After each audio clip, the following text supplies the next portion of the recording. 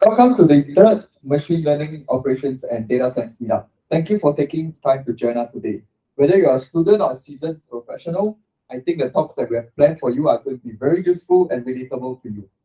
There are food and beverages, so please grab them if you haven't already, because this is when the commercial break comes in before the main show.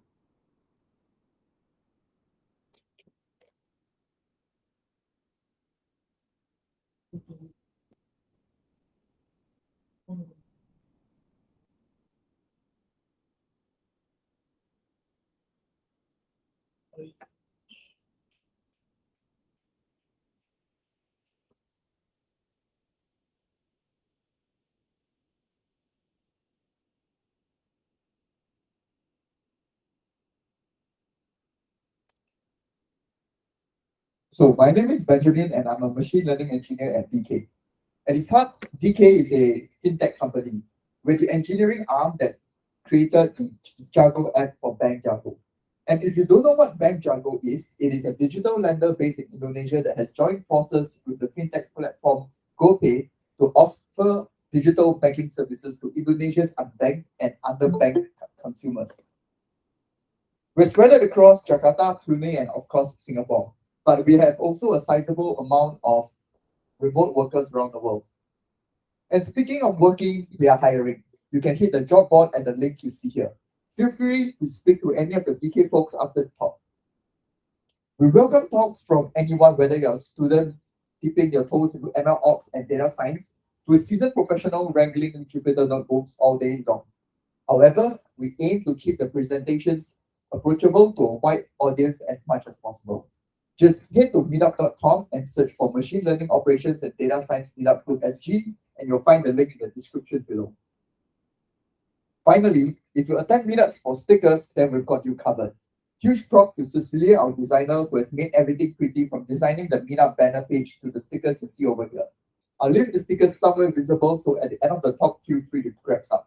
All right, end of commercial and on to the main show. So once again, I'm very happy to invite Dinesh Bartha, who is our data scientist at DKatalis. He has over 10 years experience as a data scientist, and he has been in industries such as healthcare, defense, and of course in finance. Dinesh, thank you. Thank you very much, Ben. Yeah, so welcome everyone. Today I'm going to talk about MLOps. Title of the presentation is MLOps with Kubeflow, Dataflow, and AutoML. There will be some Vertex AI related stuff as well that I'm going to present. So what's in it for you? As I mentioned, some MLOps techniques. I'm also going to talk about automated model deployment that covers Kubeflow, Dataflow, AutoML. I'm trying to also mention some obstacles and challenges that we have faced over this period of time. Yeah. Okay, so what's the goal that we would like to achieve here? So we are a digital bank, as Ben mentioned before. We have a web application, we have a mobile application where our customers are using credit cards. So we have a bunch of transactions, basically. In the digital finances, we would like to automate certain processes, such as like if you're doing transactions within with one of these assets, then this information eventually goes through the cloud. And then we would like to extract insights from this. So basically, we would like to make predictions. For example, one project that I've been involved with was transaction classification, where you have transactions and the goal is to come up with the right category that the user is transacted with. Okay, so before we begin, let's discuss a few things here. So I'm not a machine learning engineer myself, but I have learned a lot of things within this 2 years of my journey here in this company. So basically, the book says that there are at least 3 levels of machine learning operations. Level 0 is when you just do manual processes. Nothing is automated. Nothing is basically this is how traditional banks works still until this very day. The level one is when you do some automation. So we have some ML pipelines that is automatically can handle certain things such as training, but still this is manual in a way that you have to. Manual intervention is still needed. And level two is what we would like to achieve is when you also introduce CI/CD processes. And of course, I just put it here just for fun, the level infinity, which is going to be singularity, which means that our job is done and we won't be needed in the future. So, as I said, level 0 is like a manual process. What you do here, so typically you have a Jupyter notebook, a Jupyter lab environment where you do all your data preparation, data cleansing, feature engineering, model training, model evaluation, and so on. And what you end up with, once you're ready, you do the training there. So you have limited access to a data source. In our environment, so we're using GCP techniques. So sorry, I don't know the acronyms for AWS, but I guess so we are using BigQuery and GCS. So what a machine learning engineer or data scientist would typically do is then if they train the model and they put it to a model registry, and some other folks from the operations team going to deploy it. But basically your work ends at this stage. Now, I will skip level 1, and I will talk about how we imagined and how we designed our processes with level 2. So again, this is when we have automation of machine learning pipelines with the CI as well, CI/CD processes. So the way how it works is that we still do exploratory data analysis in the notebook. We're using GitLab, but you can use GitHub, whatever else repository you want to do. If you do some feature engineering here, do some experimentation there, basically you push your code to GitHub, you commit it, and the CI starts and automatically builds test pipeline components. And what you will end up with, so these are the typical steps that data scientists do, but we have to automate it. So a pipeline that we implemented in Kubeflow will start, and it starts with the data extraction. For this, we're using a bunch of things.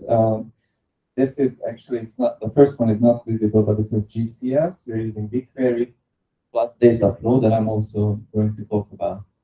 So we also do some data validation that I did not indicate here. That one you can do in a Python script. Data preparation then for us starts in Vertex AI, and then we do the model training of Vertex AI's AutoML. We also evaluate in Vertex AI's using Vertex AI library. And if we feel like that, and that's a hard question actually, when do we feel like we have to export the model? But let's assume that we have some metrics that can compare two models together. If we are satisfied with the new model's performance and metrics, then we export it. What does it mean? So basically, we export it to within a Vertex AI to an endpoint, and then the CD starts serving the model in Google Dataflow, which is actually calling the predictive service of Vertex AI. We also do some performance monitoring. This can be done in Grafana, so we are also using this, but on the UI itself, you can do it in Dataflow. Okay, so, and I just want to mention here that we have, just before this presentation, Ben, my colleague who is sitting here, has done a presentation on automated model deployment with AutoML. So if you guys are interested, please check the links on the meetup. Okay, so as I said, we are doing things in Kubeflow. So the first pipeline that does the training was implemented in Kubeflow. And what is Kubeflow? So basically, it sits on Kubernetes, the Kubernetes engine or framework, and Kubeflow supports machine learning workflows. So you can create notebook servers. Basically, it helps you create and manage Jupyter notebooks, customize deployment, your compute resources, experiment workflows, and so on and so forth. The second one is TensorFlow model training. So for that, you can also set up your CPUs, GPUs. But you can also, Kubeflow supports custom TensorFlow training job operator out of the box. And the third one is model serving. It supports various open source models and solutions. And then at the end, we have the pipelines, which I'm going to talk about later. So let me just show you an example how this Jupyter Lab looks like. If you haven't used it's open source, you can try it out. You don't actually need to install Kubeflow for this, but it has a nice UI. Basically, it just helps you to do your exploratory data analysis. You can open terminal sessions. You can install libraries. You can do a bunch of things. It's really useful. Now, what I would like to talk about a bit more is the Kubeflow pipelines, and I just put here a few examples, right? So the first one is that I mentioned earlier. This is the transaction classification pipeline that we have implemented for identifying derived categories. It's not that visible, unfortunately. But the first step is the initialization. Then we have data preparation. We did it in Google Dataflow. Then we have all the rest of the steps are calling the appropriate Vertex AI libraries. So the first one is this deploy, create data set, and then the training, then deploying the model, and then undeploying the other model if it is needed. So this is basically using the programming terminology. The first one is the class, and the second one, the instance of the class is what Kubeflow host runs, right? So you can have one abstract class, and you can have many instances or runs of that class. Basically, you can think about it as experiments. You can schedule it. You can run it manually. It has a nice UI. You can even see the logs if something went wrong. It immediately exports everything to Stackdriver, so that's another GCP's component that you can even query in BigQuery or find out what went wrong, just simply observing the logs. So as I said, the Kubeflow is Kubernetes. You can also check the pods itself, why and what went wrong. So and on this right side, I just put another pipeline. So it's not always that complicated. Actually, this is not complicated at all. I mean, the deck itself, it can be like as simple as one step. Okay, so now a bit on the pipeline components itself. There are two major approaches that you can use. One is if you use simply a function like there's an annotation is found to contain an operation. You can just create a component as a function, but then you must not forget to import anything that you want inside here. And I will see what it generates, what Kubeflow generates out of this. The second approach is if you specify, this is something more robust. Whoever is sitting here, I guess they don't really see it, but basically what you're doing here is you are specifying Kubernetes object files, but in a way that this is just a segment of that file. So what you need to specify is the inputs. So maybe let's start from this one. So what we want to do is we want to containerize some script that does in this case, data extraction. So what we do then, you Dockerize it, you create a Docker image. That image you can specify here in the YAML file. For that, you also specify the arguments, the command, that how you run it. So in this case, this is a PFA component launcher, and it will execute the Google Dataflow a script. That script that you have Dockerized, that one that you put it here. So basically, you can imagine that the CI itself can build this whole thing up if you create a template out of this. So what we need to change is this line, and that's the CI is of course capable of doing that. Okay. Now, if you have created the components, what you have to do is you have to still create the dev itself. And again, I have to excuse myself that I did not make it a bit bigger. So, but believe me, what I'm saying is that basically you have one pipeline component here, the one that I presented earlier. So this one, this init pipeline is here. That's one component. And then the other one that I just showed earlier, this is the other one. And then you make a connection. So there's an indirect connection here, because what you do is like the output, there's a keyword output. Output of this initial pipeline is going to be one of the input arguments for the second one. And at the very end of this file or the script, you just have to compile it. Basically, you can also call a CLI tool for compiling it. And what it will end up with is this file that you can see on the right side, which is like a Kubernetes object file that is really long. So this is just one segment of that file that you can upload to the Kubeflow environment. So yeah, and then I just wanted to show you how easily you can do this. You have so a bunch of wrappers that basically will call some APIs, and then you have you can list pipelines. You can, I don't know, do some filtering and then uploading. You can even search for runs. You have it's quite easy to use, and quite the documentation is quite easy to follow and quite nice.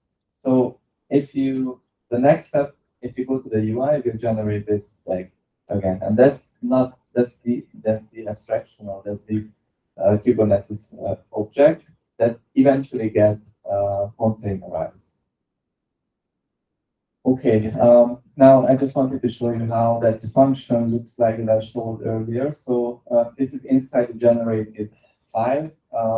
You can see that basically put everything that I put there inside the YAML file.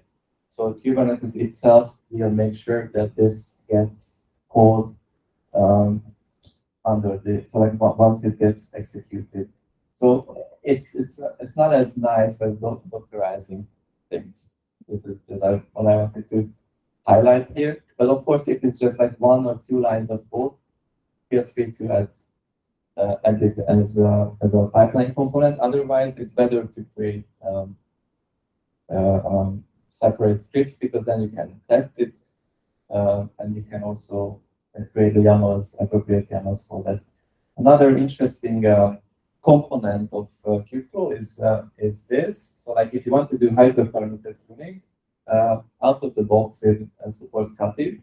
I don't know if you guys have ever used Katib before, but it's quite easy to, I mean, setting it up was hard for the first time, especially with the GPUs.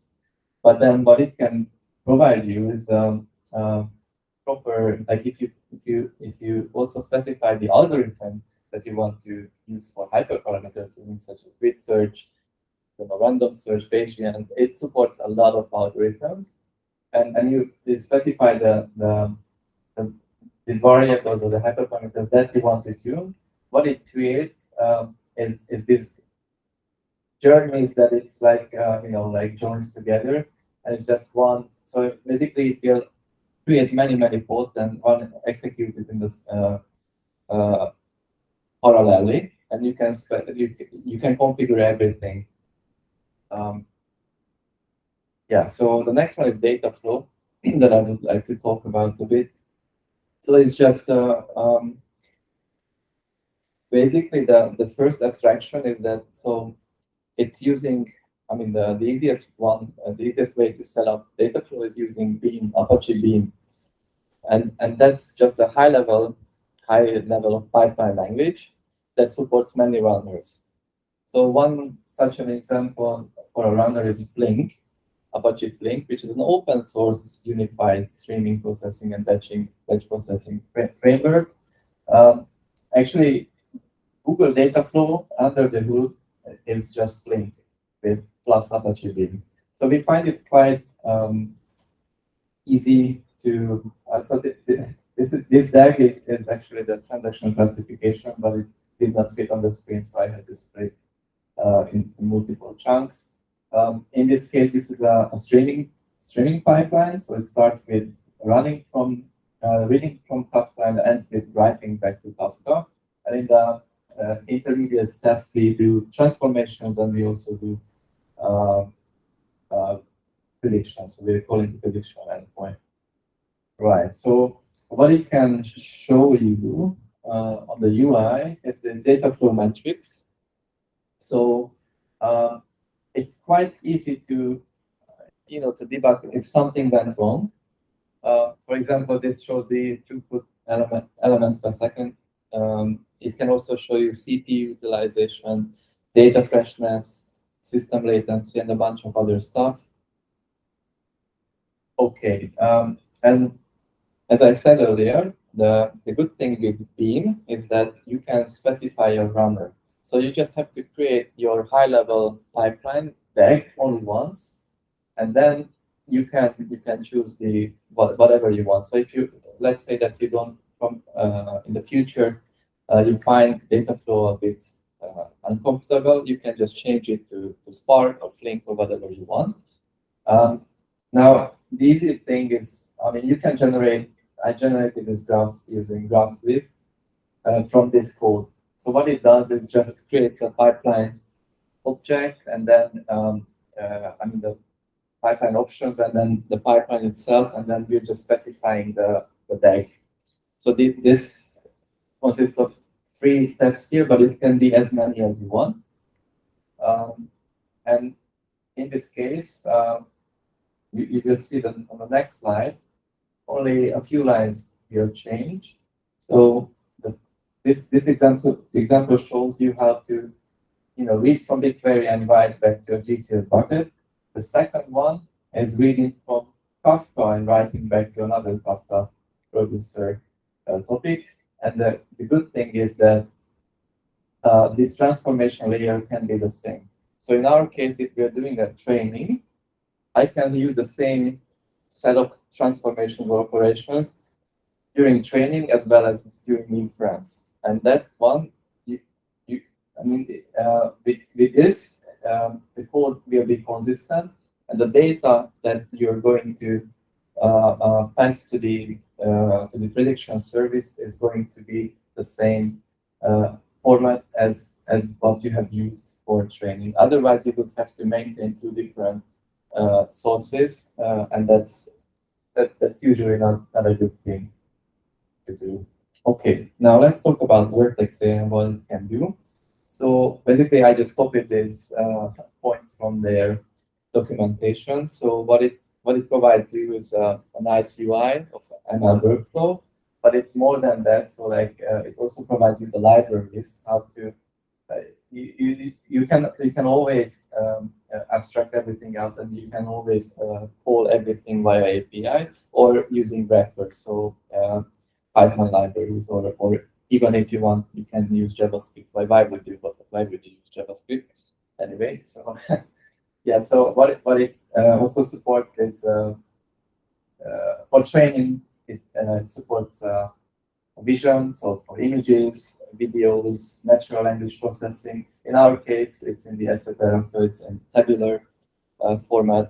So yeah, it supports various open source frameworks such as TensorFlow, XGBoost, LightGBM, and so on. They claim now that I put here question marks because I don't believe these points.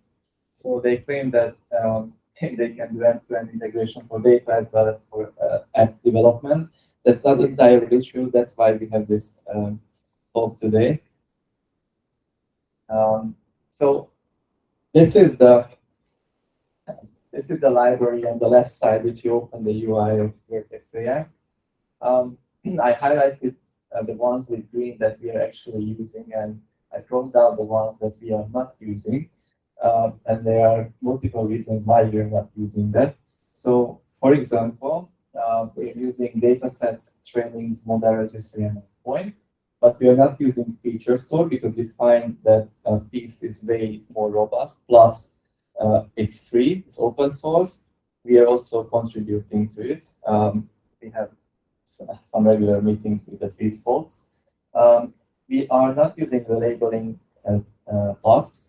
Actually, we were in the past we were also observing whether we can do this or not, but it turns out that they can't deal with PII information, so this is out of the game. So what we are using for labeling is inside the application. We ask the users to help us to label the transactions. For pipelines, as I just showed before, we're using Kubeflow. Here as well, you could specify your pipelines in Kubeflow or TensorFlow extended, but the reason why we did not go with it is basically because you have to pay for it, and why would you have to pay if you have everything in your GK cluster anyway? And the other thing is that batch predictions are also, we're using Kubeflow and we're not using metadata service because we're using MLOps for instead. Okay, so first the data sets part. I will show you a few examples how to call it, and it's really pretty straightforward, and it's just a few lines of code. This one, so everything what I'm showing here, you can do it on the UI itself, or do it here in a Python code, or call an API. Now, that's quite flexible, I would have to say. On the right side, I'm showing an example like this. I just made to some variable, but the UI is helping you for creating features. So I find it quite useful to use this, to go to the UI Vertex AI and do inside datasets, because you can observe the individual features, and then it will give you some statistics. And basically, you can do it yourself as well, but why would you have to do it if it is supported automatically? And at least this part is free. So because it's just pointing to a GCS bucket where it's either a Parquet file, CSV file, or we're using CSV in this case. Now, the next big thing is the training. So we're using AutoML, at least for a few projects, for example, transaction classification. What it does, so it supports, as I said, tabular and other kinds of data sets as well, but we're interested in tabular in most of our projects. In this case, we're using multi-class classification, but it also supports regression. I think it supports binary plus forecasting, so a bunch of other stuff as well. What you have to do here is basically you have to specify the data types that I find really, really useful, because you can even work with free text as a data type, and that's extremely great. I will mention a few caveats of this, but actually it works for us just like a charm. So we have categorical text, numeric timestamp. If you want, you can leave it as auto, and it will determine the data type for you. So you don't have to basically. The reason why it could be hard is because we have, for example, age variable and I don't know amount variable in a transaction. Then amount could be a floating point, it could be an integer, whatever, but actually they will convert you to the appropriate numeric format, and it's like a black box. You don't know what is going on, but it trains actually. We found it quite useful at this so far. Then you also have to specify the splits. On the right side, I'm also going to show what is the appropriate lines of codes. For example, you can use fraction split. You can specify here the training, the validation, and the test. As the way how it is presented here, you can put your own values here, or you can use a custom split if you want.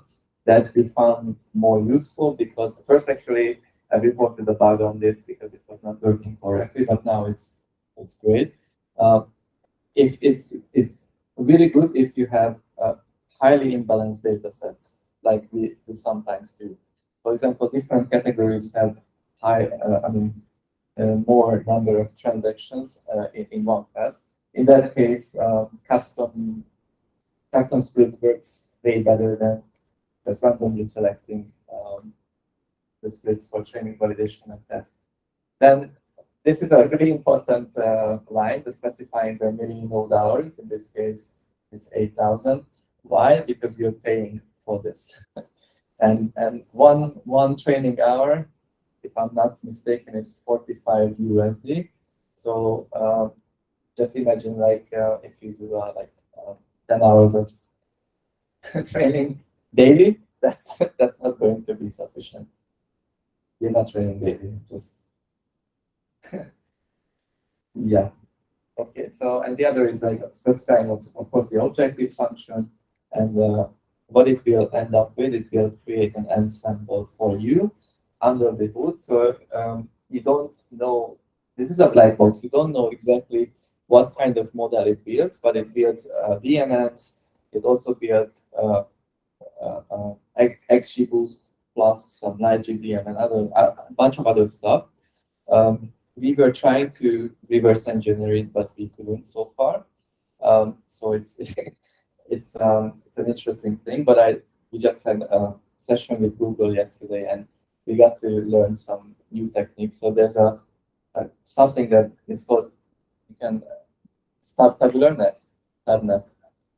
So that one will be able to help you with extracting these layers out. So for example, preprocessing, we will be able to observe in the future, which is really useful. The next one is a model registry. So whatever you train, the model will get to the registry, of course.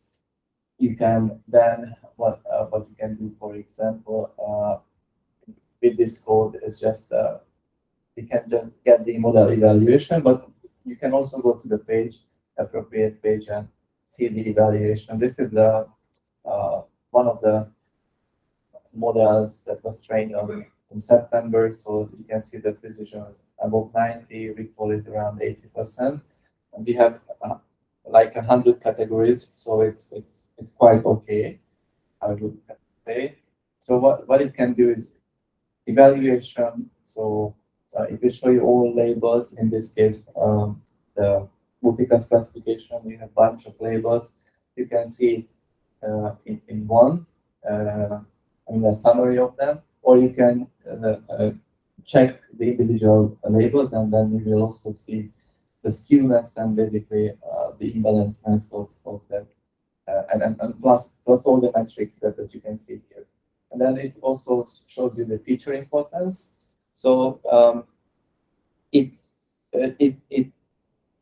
think the default one is the shared values, but it also supports the integrated gradients plus something that they call XRAI, the explanation with ranked area integrals. We haven't really checked that yet. So yeah, let's talk about endpoints. So this is again a serverless solution for deploying your model in Vertex AI. An alternative solution is you can export your model, and then you get a Docker image, and that you can containerize, and you can deploy it basically wherever you want to. We feel like that this is quite easy to use and it's not that expensive, so still we're going with this. Just bear in mind that you also have to, basically it creates a virtual machine and you have to pay for that. Now, it supports by default monitoring and drift detection or skewness detection, which is really cool. You can just go on the UI and see nice logs like this. This is from today's, actually. You can see that, for example, between, I don't know, when was it, 9 something and 10, between 11, the highest prediction per second was around 12 predictions per second. So we have actually millions of users and they are transacting quite a few. It's highly likely that so the average per second will be going to higher than 1. So that's why you can see here higher numbers. And we had another amazing session before with Varun on real-time data drift detection. So if you're interested in, you can also find the links in this meetup.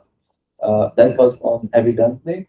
So this Vertex AI supports, and this is a serverless solution. So here you get emails, here you get notifications about like the daily drift detection and the skewness. So here you don't have to set up anything. The other Evidently presentation was on how we can utilize that other open source toolset. And actually, I want to skip this because basically I just mentioned that we are using Feast. If you guys have any questions regarding this or you want me to talk about this later, I can talk. This is our feature store. Yeah, and some credits or some downside of the whole amazing thing is, of course, cost. We're using BigQuery. I don't know the exact numbers that we're paying for Google, but that's quite a lot. Plus this, don't forget that the training with AutoML, I think it's capped by a few hundred, but I don't know exactly what's maybe 300, 400. Yeah, so just be careful with this. Plus, the other thing that I said earlier is that this is a black box. What AutoML generates, so still you don't have full, control over what it creates. But hopefully in the future we will be able to tweak it a bit. Yeah, and then the rest is just a Dataflow pipeline post that is also depends on like the worker machines that you specify. There you can, I don't know, set maybe 2, 3, even 10 workers. But if you're not careful enough, it will just for a higher load, it will tune up the number of workers, and then you will end up in that. So yeah, thank you. This is what I wanted to say. Any questions or comments? Even from the online folks.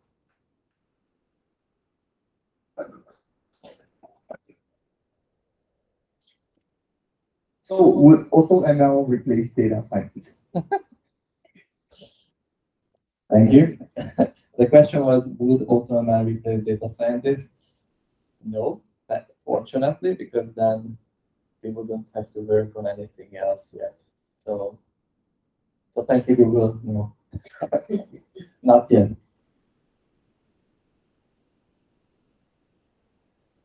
Yeah. For the GitLab pipeline, is it assuming that we are using mono repository for everything, including like the training code, the data preparation code?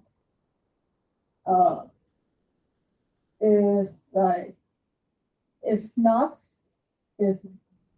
how do we manage dependency between different repositories?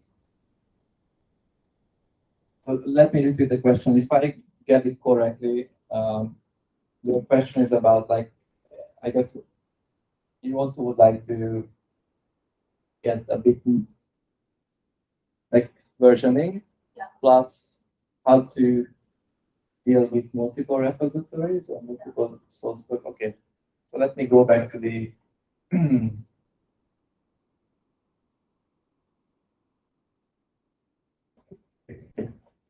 so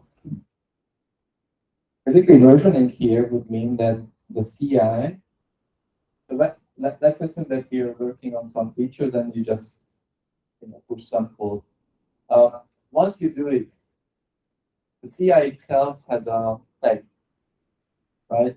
So eventually what it will execute and what will flow here is everything is tagged with commit HAJ, so commit tag. So if that's the question, if how to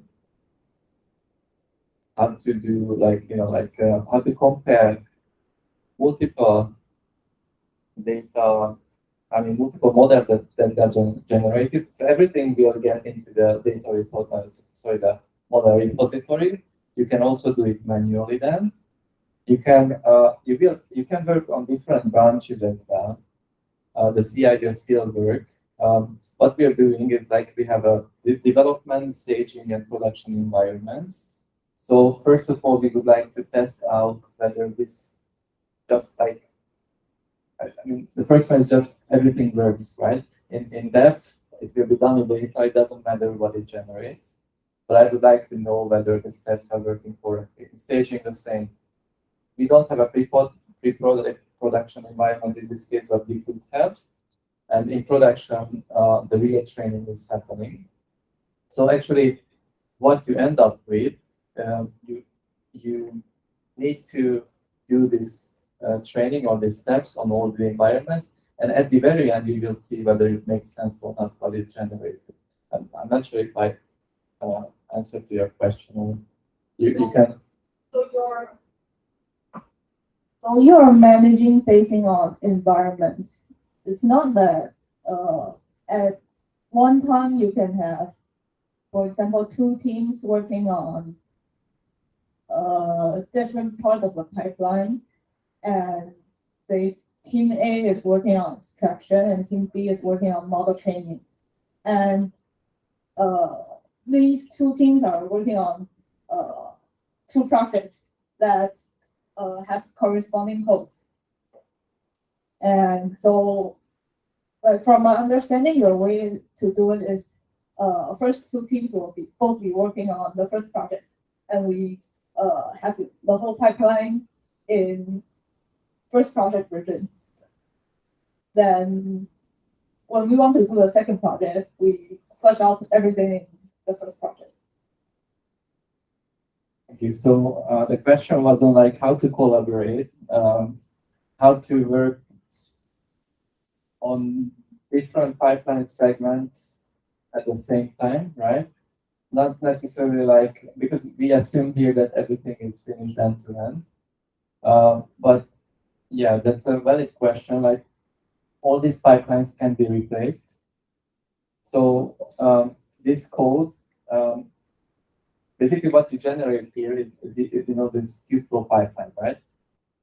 In this Kubeflow pipeline, since everything, as I mentioned somewhere here, and that's why it's also good to Dockerize things, because you can test out, for example, separately on your notebook whether this script itself makes sense or not.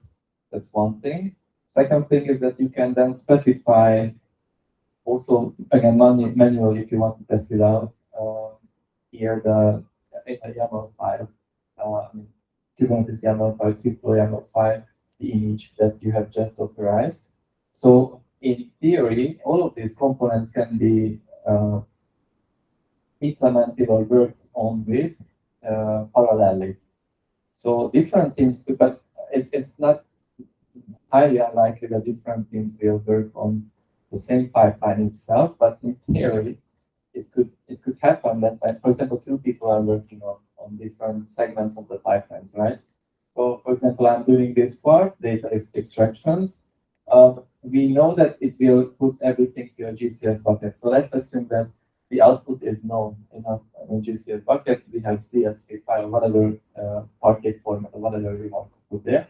Now, another colleague could work on the other steps, and I don't have to know which state are they currently in, because if you have a let's say if you have a benchmark pipeline, I can still test it out with my modifications that I introduced here. So these components, that's why we're Dockerizing things, so that one can test it out like parallelly or individually or separate. Does this answer your question?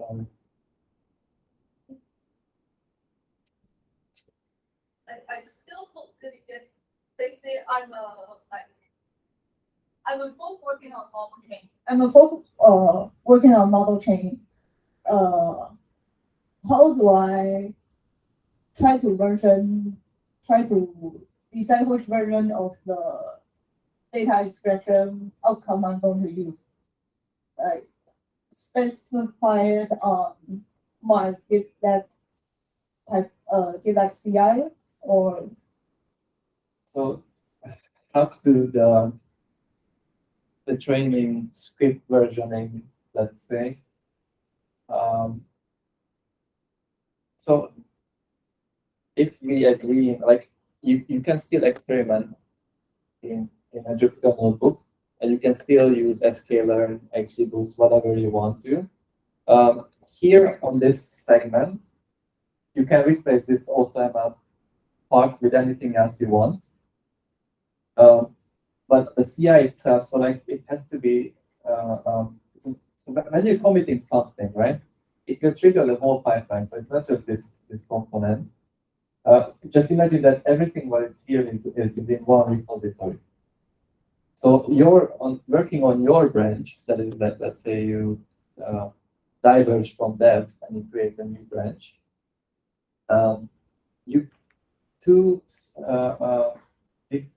Two people at the same time could, in theory, work on different training algorithm scripts, and they can execute it individually, like separately. And what you end up with is, the exported model will get into a repository, and we can compare those results. So what the script itself, we don't care. We only care about the result of the script, which is in this case the model. So if so let's say that I don't know, you come up with some cool custom script for training that does better than AutoML, we can still compare it because we have the benchmark data set and we have the evaluation that is here. So not sure. It's still scratching his head. So.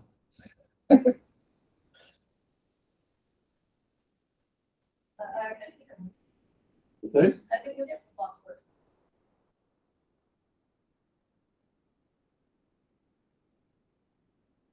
Anything online, folks?